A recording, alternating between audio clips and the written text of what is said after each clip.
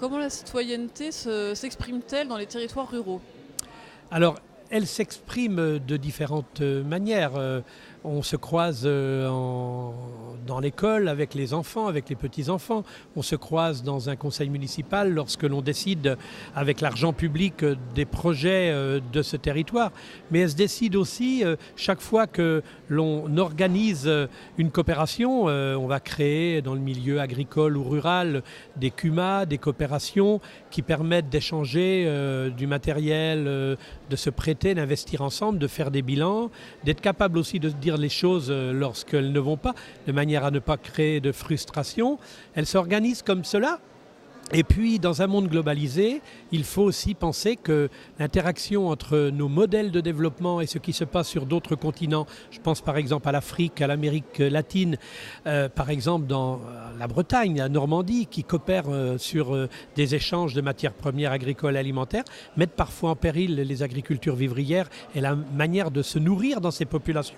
Donc je pense que pour réussir à réguler et à régler cela, les législateurs doivent inscrire des fondamentaux, par exemple comme des droits à la souveraineté alimentaire des peuples, qui permet à partir de là de dire que c'est un principe de base qui permet justement de faire reposer des politiques publiques et de mettre un cadre qui permet de ne pas agresser par un choix de développement ce qui se passe sur d'autres territoires.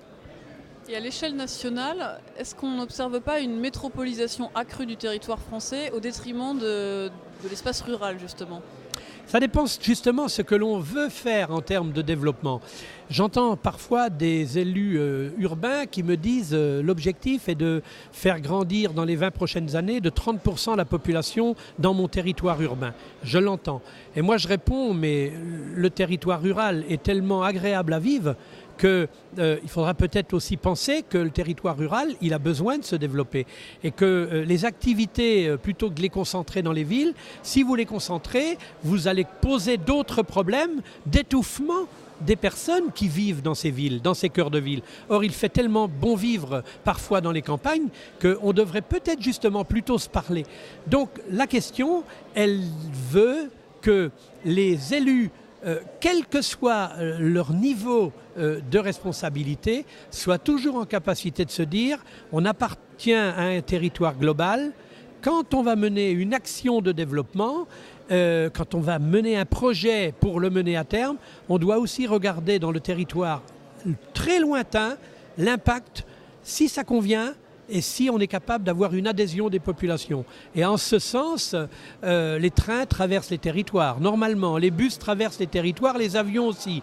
Donc si on ne fait pas de coopération humaine dans un débat de projet, eh bien à un moment ça coince et à un moment la population se sent exclue.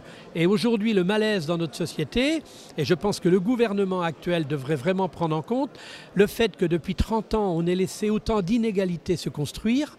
Elles n'ont pas été construites en les écrivant, elles se sont faites au fil des temps. Il y a un appauvrissement d'une partie de la population. Cet appauvrissement amène à beaucoup de gens qui se sentent rejetés. Les gens sont fâchés. Donc ils sont fâchés avec le voisin, ils sont fâchés avec l'Europe. Ils ne croient plus à rien. Ils votent souvent à l'extrême droite. Ils sont fâchés avec toute personne de couleur différente, alors que leur problème à régler est un problème de pauvreté. Et ça, je pense que c'est du rôle non seulement d'un chef d'État, mais c'est du rôle d'un gouvernement et c'est du rôle aussi des élus dans leur territoire que de régler ce problème-là et de faire remonter les problèmes.